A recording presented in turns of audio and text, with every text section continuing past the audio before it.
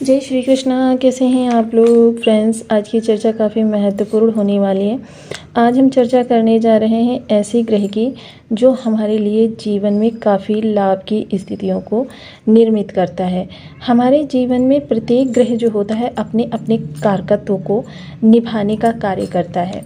अब जिनमें से देखिए, चाहे सूर्य हो, चाहे चंद्रमा हो, चाहे गुरु हो, चाहे मंगल हो, चाहे फिर हमारे लिए राहु केतु ही क्यों ना हो, ये 9 के 9 ग्रह जो होते हैं, अगर देखा जाए हर चीज़ पर जो चीज़ हमको इतनी ज़्यादा चाहिए होती है कि जितना हमारा योग नहीं होता उससे ज़्यादा चाहिए होती है, तो 9 के 9 ग्रहों को पॉजिटिव रखना हमारे लिए अनिवार्य होता है। जब 9 के 9 ग्रह पॉजिटिव होते हैं तो क्या होता है कि हमारे हर स्थान पर इसका प्रभाव स्पष्ट रूप से देखने में आता है। चाहे वो आपका कैरियर हो, चाहे आपका धन हो, चाहे आपका मान सम्मान हो, चाहे पद प्रतिष्ठा हो, कीर्ति वैभव ही क्यों ना हो, स्थायित्व, मान सम्मान, सारी चीज़ें हमको प्रचुर मात्रा में मिलती हैं। अब देखिए, जैसे कि हम सभी लोग चर्चा कर रहे हैं, गुरु अस्त हो गए हैं। गुरु आपके लग्नगत अस्त हुए हैं। अब गुरु जिस समय पर अस्त हुए हैं, जाहिर सी बात है सूर्य साथ ही विद्यमान होंगे। सूर्य, क्योंकि सूर्य ही जब ग्रह के बहुत अधिक समीप पहुंच जाता है, यानी कि इन दोनों ग्रहों का डिफरेंस जो है 13 डिग्री से कम रह जाता है, तो ग्रह सामने वाले ग्रह की ऊर्जा को अपने अंदर सूख लेता है। अब सूर्य ने जब सूख लिया, क्योंकि इसको देखिए विद्वान वर्ग किस तरीके से समझाता है कि जब ग्रह और पृथ्वी के मध्य में सूर्य आ जाता है तो ग्रह की ऊर्जा सूर्य से टकराती है। अब सूर्य से टकराई यानी धरती तक नहीं पहुंच पाई, लेकिन सूर्य के माध्यम से, क्योंकि सूर्य ने सूख लिया और सूर्य की जो ऊर्जा आ रही है उसमें गुरु का भी प्रभाव समाहित हो रहा है। दूसरा विद्वान वर्ग कहते परिभ्रमण करते हुए सूर्य के बहुत अधिक समीप आ जाता है, तो सूर्य उस ग्रह की ऊर्जा को अपने अंदर समाहित कर लेता है। अब जब सूर्य उस ग्रह की ऊर्जा को अपने अंदर समाहित कर लेगा तो इस कारण से भी सूर्य के माध्यम से ही पृथ्वी तक उस ग्रह की ऊर्जा पहुंचेगी। जाहिर सी बात है कि दोनों ही विद्वान वर्ग एक ही चीज़ का कहते हैं ना, प्रतिनिधित्व करते हैं कि सूर्य के माध्यम से ही ग्रह की ऊर्जा पृथ्वी तक पहुंचती है। तो काफ़ी महत्वपूर्ण ये प्रभाव रहने वाले हैं, जिस कारण से क्या होता है कि चीज़ें जो होती हैं हमारे लिए और अधिक विस्तार में जुड़ जाती हैं हमारे लिए, क्योंकि गुरु विस्तार कारक ग्रह हैं। चाहे धन हो, मान सम्मान हो, इन सभी चीज़ों में गुरु विस्तार उत्पन्न करते हैं। और सूर्य क्या होते हैं, सफलता के कारक होते हैं, आत्मविश्वास के कारक होते हैं। वहीं जिस समय पर ये योग बन रहा होगा, चंद्रमा धनु राशि से गोचर कर रहे होंगे।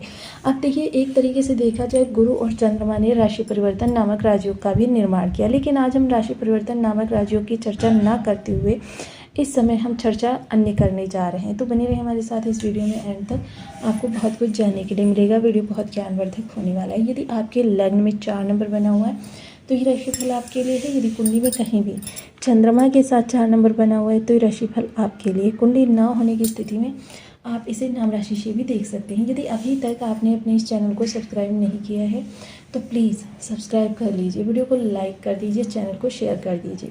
इससे होगा क्या कि हमारे आने वाले हर वीडियो की नोटिफिकेशन मिल सकेगी आपको सबसे पहले। एक प्यारा सा कमेंट करना बिल्कुल ना भूलें। कमेंट से हमें बहुत मोटिवेशन मिलता है, हौसला मिलता है और ये पता चलता है कि आप और क्या जानना चाहते हैं। तो सर्वप्रथम चीज़ें जो होंगी वो गुरु से प्रभावित होंगी। अब गुरु इस समय निस्तेज होंगे और गुरु के पास लेकिन 3 दृष्टियाँ अवश्य होंगी, पंचम, सप्तम, नवम। लेकिन सूर्य अब इन दृष्टियों का लाभ लेंगे। सूर्य को जब इन दृष्टियों का लाभ मिलेगा तो जाहिर सी बात है कि सूर्य इन दृष्टियों के माध्यम से इस समय गुरु आदित्य राजयोग का पूर्ण रूपेण प्रभाव इन स्थानों पर पहुंच जाएंगे।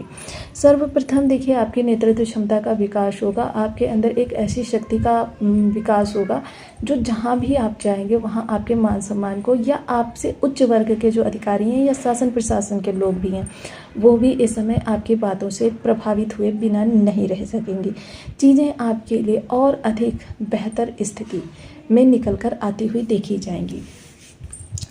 आत्मविश्वास में निखार आएगा। कॉन्फिडेंस जो है वो इस समय आपके लक्ष्य की पूर्ति करता हुआ देखा जाएगा।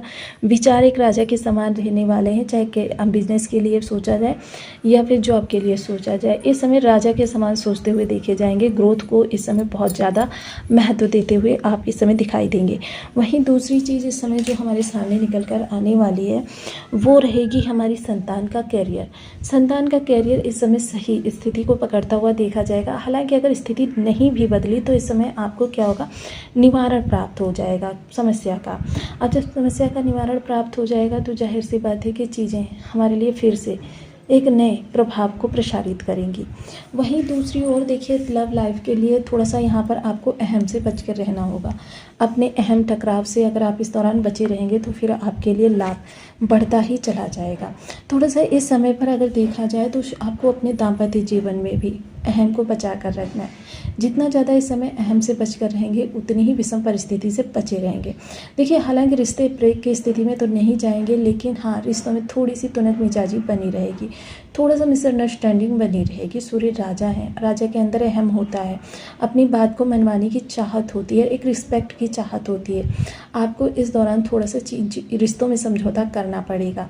व्यापार की बात करें तो इस समय देखिए व्यापार नए तरीके से शुरू करना या विस्तार करना आपके लिए ज़रूरी नहीं है, क्योंकि ये समय आपके अनुकूल नहीं है। हाँ व्यापार में इस समय आपको आशातीत लाभ होता हुआ देखा जाएगा। युक्ति बहुत अच्छी रहने वाली है, क्योंकि आपका प्रभाव बल बढ़ रहा है, तो फिर आपके लिए क्या है ग्रोथ भी बढ़ रही है।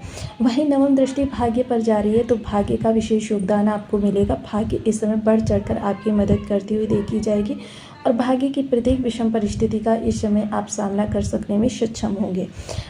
भाग्य जब बढ़ता है तो जाहिर सी बात है 12 भावों से आपके लिए लाभ निकल कर आता है।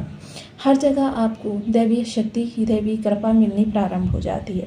अब देखिए ग्रह अगर हमारे लिए यहाँ पर सबसे ज़रूरी चीज़ ये है कि वैसे तो हमको दोनों ही ग्रहों को देखना पड़ रहा था कि दोनों ही ग्रह हमारे लिए अच्छे हों, अच्छे ना हो तो कम से कम सामान्य हो, लेकिन अब इस समय पर हमारे लिए ग्रह जो है बहुत ही अनुकूल प्रभाव देने जा रहा है, क्योंकि इस समय सिर्फ हमको सूर्य को देखना है। गुरु तो अस्त हो गए हैं, अब गुरु के प्रभाव जो है सूर्य माध्यम से मिलेंगे। सूर्य यदि अच्छा है, सामान्य भी है, तो भी आपके लिए सूर्य के अच्छे प्रभाव मिलेंगे। वहीं ग्रह की नेगेटिविटी को दूर करने के लिए यदि कुछ उपाय करना चाहते हैं, सर्वप्रथम अनुशासित रहना आरंभ कर दीजिए। आप एकदम से देखेंगे धीरे धीरे सूर्य की ऊर्जा जो है आपके लिए अच्छी होने लगी है। दूसरी चीज़ क्या है कि आप अगर सूर्य की ऊर्जा को अच्छा करने चाहते हैं, प्रातः समय पर उठना, जो कहते हैं ना ब्रह्म मुहूर्त, एक देव मुहूर्त होता है। इन मुहूर्त में या कम से कम 7 बजे तक आप अवश्य बिस्तर छोड़ दीजिए, क्योंकि जितनी जल्दी आप प्रातः उठते हैं उतना सूर्य अच्छे होते हैं, और जितनी कहते हैं ना टाइमली अगर सायं को सोते हैं तो चंद्र अच्छे होते हैं, और रात्रि की नींदें जो होती हैं आपकी बेहतर होती हैं, दिन रिलैक्सेबल होते हैं।